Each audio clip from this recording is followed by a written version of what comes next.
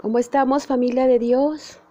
Sean bienvenidos a este tiempo, a este estudio que vamos a tener el día de hoy. Espero que estén todos muy bien, bajo la gracia de nuestro Señor Jesucristo, protegidos. Y en su nombre vamos a comenzar. Padre, te damos gracias por tu misericordia, gracias porque hasta aquí nos has ayudado. Señor, reconocemos que tú eres todo para nosotros. Te pedimos que tú estés ayudándonos a entender tu palabra, a poder llevarla por obra y a vivir como tú quieres que hagamos, que vivamos, que seamos, Señor. Transfórmanos día a día por tus misericordias. Gracias te damos por este tiempo. Sé tú hablando a través de tu Espíritu Santo en el nombre poderoso de Cristo Jesús. Amén. Bueno, pues ahora lo que tenemos es nuestro estudio acerca de, tiene por título, la muerte de Jesús. Y quiero que sepas que la muerte de Jesús fue una parte del plan perfecto eterno de Dios. Así es. Y vamos a hacer un pequeño paréntesis, recordando que Dios lo sabe todo. Dios es todopoderoso, omnisciente, omnipresente. Y vamos a recordar algo que vemos en Génesis 15. El versículo 13. Y dice así la palabra de Dios. Entonces Jehová dijo a Abraham: ten por cierto que tu descendencia morará en tierra ajena, y será esclava allí y será oprimida 400 años. Aquí Dios ya le estaba haciendo mención a Abraham acerca de el tiempo que iba a estar bajo el poder de Egipto, el pueblo de Israel. Así es que, ¿cómo es posible que él ya sepa esto? Pues porque Dios es eterno. Él ya tiene el conocimiento de todas las cosas que vienen. Él ya tiene todo el conocimiento de todas las cosas que pasan. Esta es una cosa que a mí me ha dejado maravillada, porque es verdad. Él lo conoce todo. Entonces, la muerte de Jesús era un plan perfecto para la eternidad. Mira, esta muerte de Jesús en la cruz fue parte del plan eterno de Dios para la salvación de todos los que creen en Cristo. A él se le llama en el libro de Apocalipsis el Cordero que fue inmolado desde el principio del mundo. Vamos a leerlo, esto está en Apocalipsis 13:8. Y dice así: y la adoraron todos los moradores de la tierra, cuyos nombres no estaban escritos en el libro de la vida del Cordero que fue inmolado desde el principio del mundo. Si bien yo te estaba haciendo referencia a Génesis, o sea, hemos estado estudiando a partir desde que creó a Adán. Dios tiene todo con un plan perfecto. Aquí en Apocalipsis viene mencionado el Cordero que fue inmolado desde el principio del mundo. ¿No es maravilloso que tengamos esa certeza, esa confianza en este Dios que es todopoderoso, que merece toda nuestra alabanza, todo nuestro agradecimiento? Jesús hizo predicciones con respecto a su muerte, muchas predicciones. Y aquí vamos a ver algunas. Así es que te pido por favor que tú estés anotando, tengas a la mano tu Biblia y tengas lápiz o papel o pluma o papel para que anotes los versículos, y por favor te pido que en tu tiempo, a tu ritmo, los cheques, los veas y los leas. Esto es maravilloso de verdad. Espero que si lo hagas y tengas, ¿sabes qué? Es buscarlo a Él.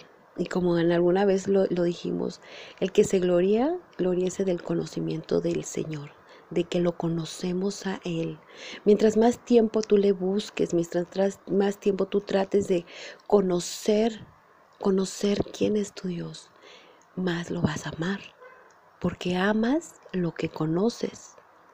¿Sí? Lo vas a amar porque vas a estar más tiempo en su palabra, esta es la comunicación que tenemos con Él, es conocerle a Él. Muy bien, vamos a seguir. Mira, tras sacar a las personas que estaban en el templo, no sé si recuerdas ese pasaje, cuando los echa fuera, ¿no? Jesús responde a la pregunta hecha por las personas que estaban ahí, que le criticaban que con qué autoridad. Entonces, les muestro una señal, le dicen así. Vamos a leerlo en Juan 2 del 18 al 19 y vamos a seguir un poquito más al 21, ¿ok? Así dice la palabra de Dios. Y los judíos respondieron y le dijeron, ¿qué señal nos muestras ya que haces esto? Y respondió Jesús y les dijo, destruid este templo y en 3 días lo levantaré. Dijeron luego los judíos, en 46 años fue edificado este templo, ¿y tú en 3 días lo levantarás? Vamos al versículo 21. Mas él hablaba del templo de su cuerpo. Bien, vamos a ver. Cuando le preguntan, ¿qué señal nos muestras ya que haces esto? Declarando que si el templo era destruido, él lo levantaría de nuevo en 3 días. Juan en su evangelio nos está explicando que él hablaba del templo de su cuerpo, que fue lo que leímos en el versículo 21, cuando dice, mas él hablaba del templo de su cuerpo. Por tanto, cuando resucitó, los discípulos se acordaron que había dicho estas palabras y creyeron en la Escritura y en la palabra que Jesús había dicho, que sigue en el versículo 22, diciendo así, por tanto, cuando resucitó de entre los muertos, sus discípulos se acordaron que había dicho esto y creyeron la Escritura y la palabra que Jesús había dicho. También cuando Jesús le dijo a Nicodemo que así como Moisés levantó la serpiente en el desierto, era necesario que el Hijo del Hombre fuera levantado para que todo aquel que en él creyera le fuera otorgado el regalo de la vida eterna. Esto lo encontramos un poquito más adelante también aquí en Juan, que es el versículo 3, el 14 y el 15. Lo vamos a leer. Y como Moisés levantó a la serpiente en el desierto, así es necesario que el Hijo del Hombre sea levantado, para que todo aquel que en él cree no se pierda, mas tenga vida eterna. Estas son palabras del mismo Jesús. Quiero que vayas guardando todas estas cosas en tu corazón, que tengas esa certeza, porque estamos viendo por qué la muerte de nuestro Señor Jesús. Mira, Jesús dijo a sus discípulos sin rodeos que era necesario ir a Jerusalén y padecer mucho a las autoridades que estaban en contra de él, las autoridades religiosas, y que moriría y que resucitaría al tercer día. Esto lo vamos a encontrar en Mateo 16:21, anótalo, también en Marcos 8:31 y Lucas 9:22.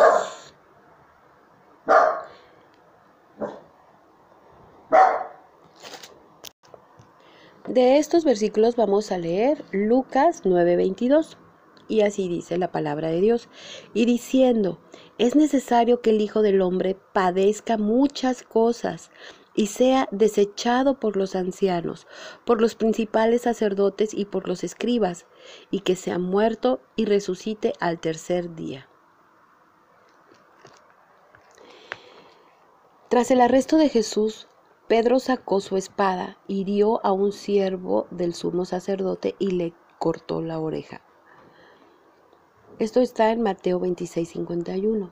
En respuesta, Jesús le dijo a Pedro que no se cumplirían las escrituras si no ocurría de esa manera, insinuando que él tenía que morir, que era necesario que muriera. Esto lo encontramos en Mateo 26:53-54. También habló de la necesidad de beber la copa que el Padre le había dado. Esto lo vamos a encontrar en Juan 18:11. Pero vamos a ver qué es esta copa. Esta copa, te voy a dar la noticia, viene tanto en el Apocalipsis como en Isaías. En Isaías, que es el versículo 51, del 17 al 23, ahí podemos encontrar esto. Y dice así, vamos a ver qué dice la palabra de Dios. Vamos a leer Isaías 51, 22. Así dice tu Señor y Dios, tu Dios que aboga por su pueblo. Te he quitado de la mano de la copa que te hacía tambalear, de esa copa que es el cáliz de mi furia. ¿Estás entendiendo? Ese cáliz que tomó Jesús es el cáliz de la furia de Dios, de la furia de Dios que cayó sobre él. Él tomó esa copa. Aquí dice, vamos a entenderlo bien. Es Isaías 51, 22. Así dice tu Señor y Dios, tu Dios y que aboga por su pueblo. ¿Quién es el que aboga por su pueblo? Es Jesús, que está a la diestra del Padre. Es nuestro abogado. Si vemos aquí se repite 2 veces, o sea, quiero que así lo comprendan. Dice, así dice tu Señor y Dios, que es Dios Padre. Tu Dios y que aboga por su pueblo, que es Jesús. Te ha quitado de la mano la copa que te hacía tambalear, de esa copa que es el cáliz de mi furia. Entonces aquí quiero que vean que realmente no tenemos idea de cuál fue el dolor vivido por Jesucristo. El dolor que vivió fue tremendo, porque no nada más fue una copa. ¿Por qué? No sé si ustedes recuerdan, él dice, por favor, Padre, que pase de mí esta copa, pero no se haga mi voluntad sino la tuya, porque era la ira, la furia de Dios. También en Apocalipsis 16 hablan de las 7 copas de la ira de Dios. Entonces, quiero que después lo leas, Apocalipsis 16, porque el sacrificio que hizo fue tremendamente doloroso. Queriendo decir que no solo que estaba completamente sometido a la voluntad del Padre, sino que Jesús sabía de su muerte inminente. Esta muerte de Cristo en la cruz fue distinta a la muerte de cualquier persona que jamás hubiera vivido, o sea, que jamás haya vivido en este mundo. Muchas personas murieron en esa época mediante la crucifixión. Todos ellos habían padecido por crímenes que habían cometido. Todos ellos eran culpables, porque era la manera en cómo ellos tenían que pagar sus transgresiones.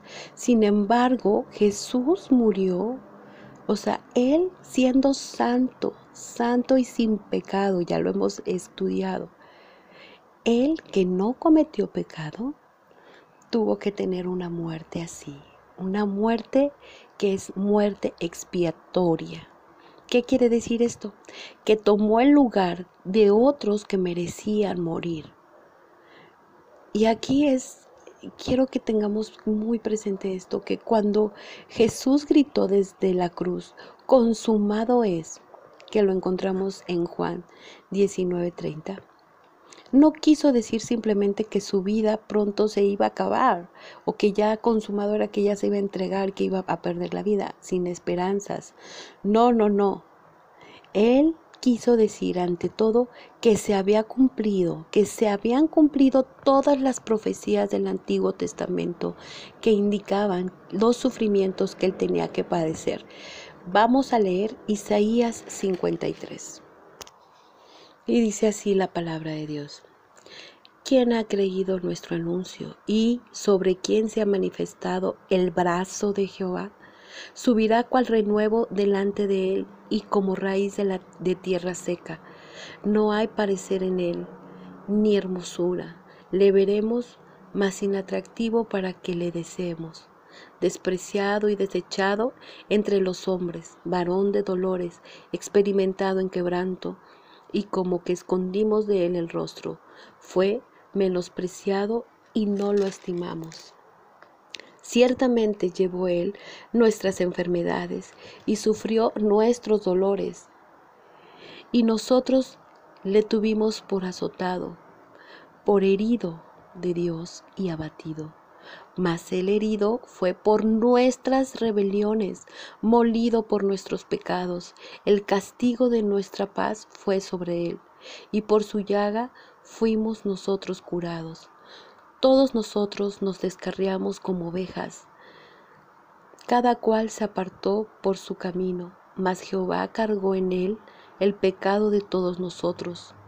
Angustiado él y afligido, no abrió su boca. Como cordero fue llevado al matadero, y como oveja delante de sus trasquiladores, enmudeció y no abrió su boca. Por cárcel y por juicio fue quitado, y su generación, ¿quién la contará? Porque fue cortado de la tierra de los vivientes, y por la rebelión de mi pueblo fue herido, y se dispuso con los impíos su sepultura, mas con los ricos fue en su muerte, aunque nunca hizo maldad, ni hubo engaño en su boca. Con todo eso, Jehová quiso quebrantarlo, sujetándole a padecimiento. Cuando haya puesto su vida en expiación por el pecado, verá linaje, vivirá por largos días, y la voluntad de Jehová será en su mano prosperada. Verá el fruto de la aflicción de su alma, y quedará satisfecho por su conocimiento. Justificará mi siervo justo a muchos, y llevará las iniquidades de ellos. Por tanto, yo le daré parte con los grandes, y con los fuertes repartirá despojos, por cuanto derramó su vida hasta la muerte, y fue contado con los pecadores, habiendo él llevado el pecado de muchos, y orado por los transgresores. Y orado por los transgresores. Este sacrificio es lo que nos tiene que levantar cada mañana para darle gracias a nuestro Señor Jesús. Gracias por ese sacrificio último y perfecto. Gracias porque se hizo una vez y para siempre, y aferrarnos a estas promesas, aferrarnos a que la muerte de Cristo ha marcado el final de un pacto que antes en la antigua ley era el pacto mosaico, y que ahora se establece un nuevo pacto, el cual se basa en la obra preciosa de Cristo Jesús. Cuando tú te sientas triste, recuerda que Jesús, Él fue como oveja al matadero, llevando, ¿qué dice? Todas nuestras enfermedades, todos nuestros pecados.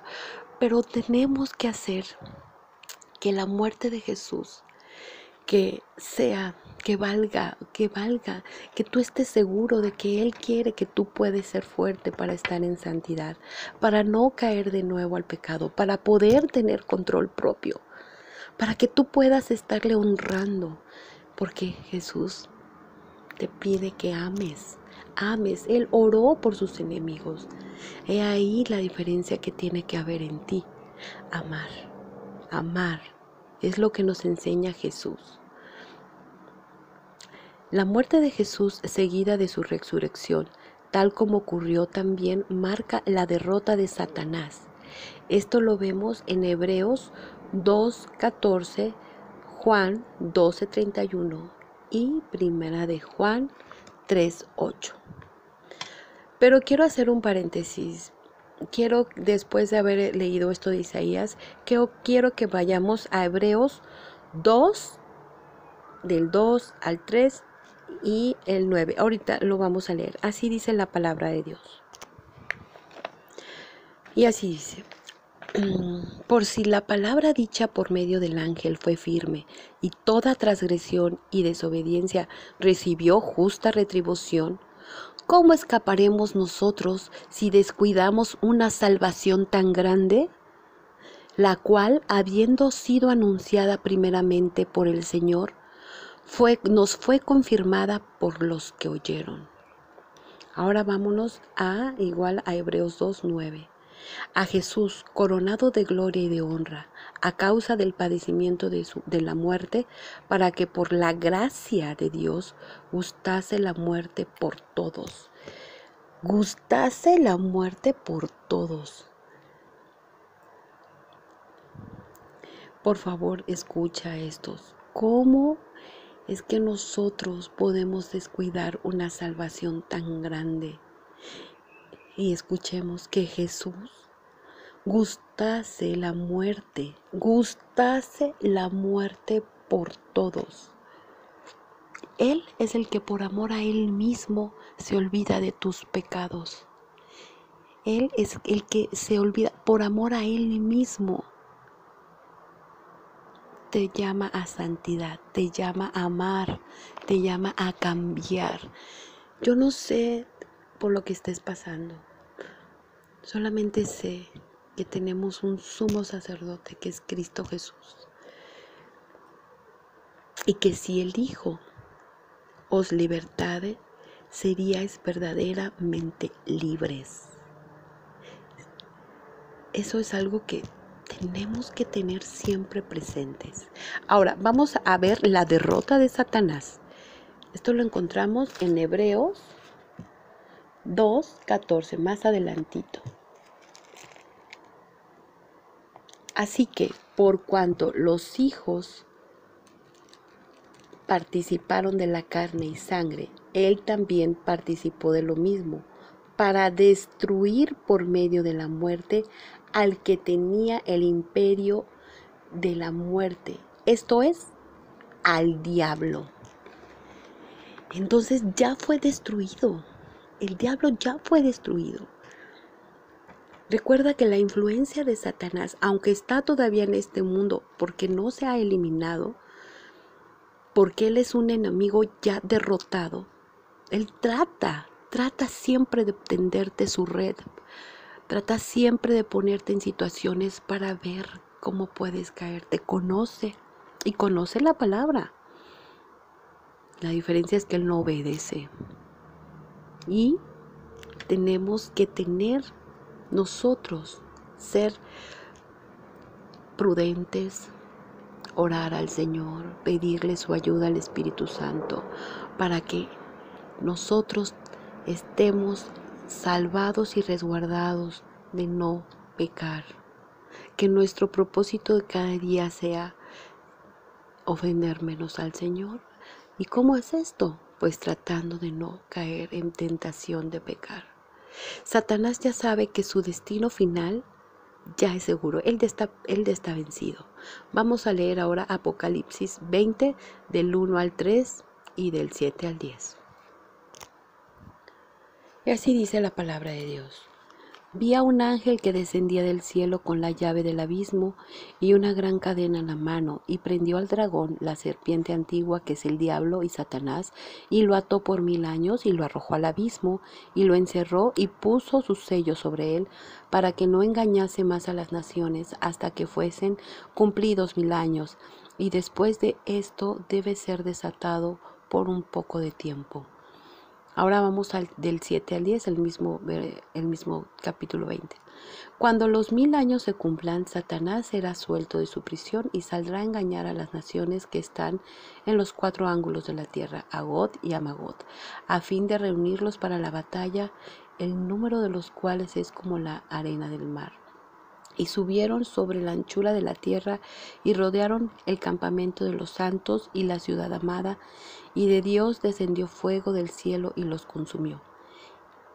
Y el diablo que los engañaba fue lanzado al lago de fuego y azufre, donde estaba la bestia y el falso profeta, y serán atormentados día y noche por los siglos de los siglos. Aquí vemos en Apocalipsis que Satanás ya está vencido, ya está derrotado.